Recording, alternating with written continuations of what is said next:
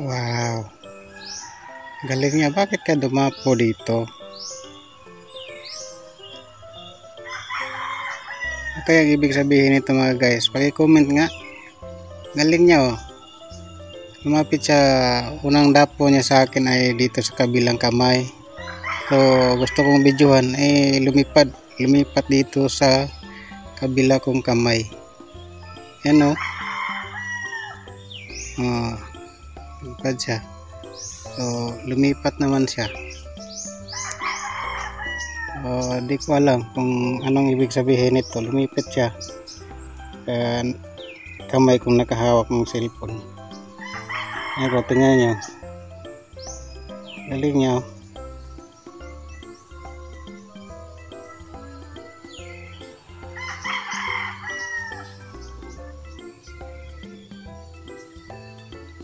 Ayan.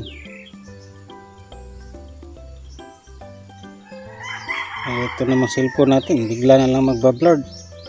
Walang. Galing niya oh. Diba?